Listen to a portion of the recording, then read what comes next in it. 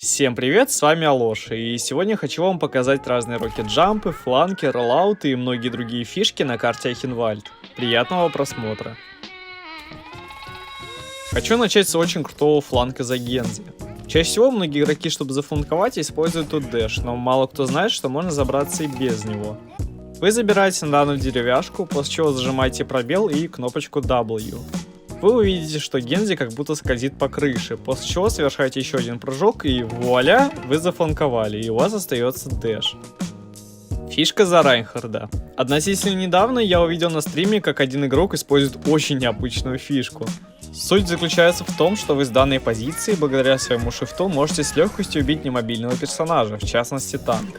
То есть в начале раунда или после убийства всей вражеской команды вы занимаете позицию, делаете рывок, тем самым захватя противника, и движетесь по данной траектории. В итоге Райнхард останется возле уступа, а противник упадет. Данная фишка требует подстраховки, так что если у вас есть заря в команде, можете попросить дать вам бабл и смело пробовать данную фичу. Банки за Аню. Начнем с обороны. Вы встаете в данный угол и целитесь так, чтобы белая линия соприкоснулась с этим деревянным покрытием и с нижним правым углом окна. Кидаете гранату, когда на таймере будет 4,5 секунд. Теперь банка за атаку. Вы подходите к данному углу и прицеливаетесь на стол. Тут еще есть такой вот прямоугольник. Вы целитесь на верхний и левый угол прямоугольника и кидаете гранату. Если вы хотите, чтобы граната пролетела чуть дальше, то опускайте свой прицел ниже.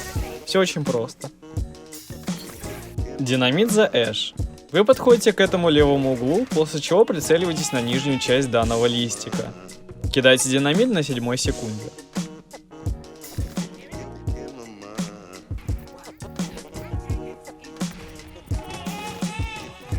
Общие фишки за многих героев.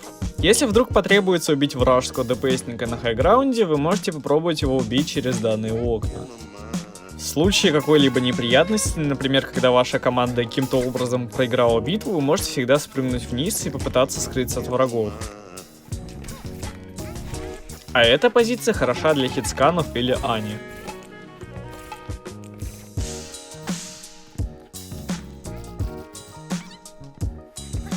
Фишка за трейсер. Представим такую ситуацию, что вам надо отбить первый поинт, ну или зафланковать.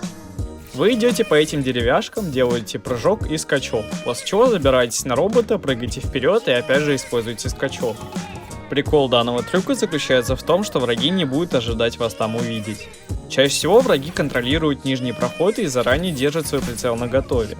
А тут вы появляетесь сверху, тем самым вы повышаете свой шанс на выживание.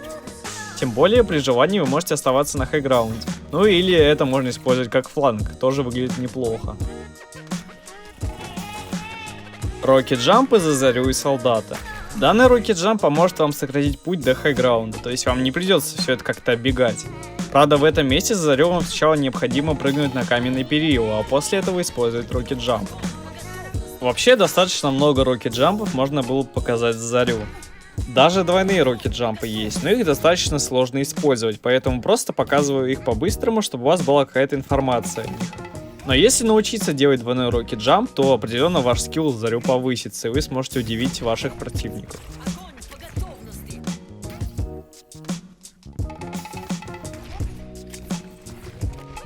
Рокет-джампы за Солдата, их всего 4.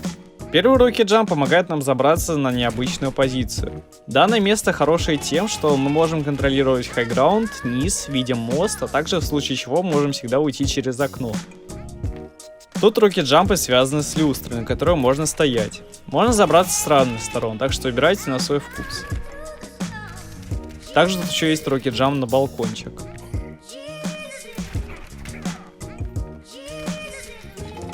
А этот рокет-джамп чем-то похож на фишку с трейсер, то есть вы делаете тут рокет-джамп и благодаря своему шифту можете перепрыгнуть через данную стенку и попасть на первый поинт.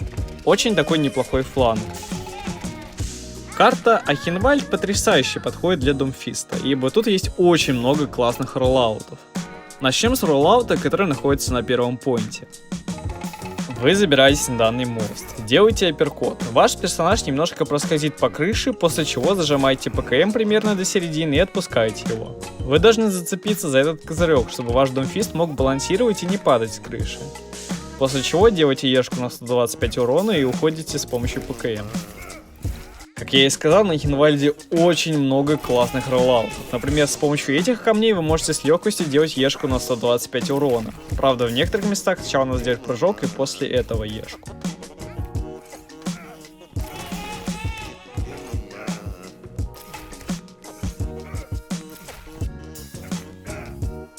Помимо этого, вы с помощью таких вот роботов можете взлетать наверх при помощи клавиш ПКМ плюс пробел.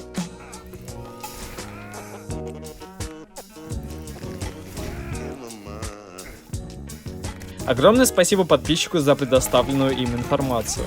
Аккреция за Сигму. Вы забираетесь на данный хэграунд и ломаете деревянную преграду.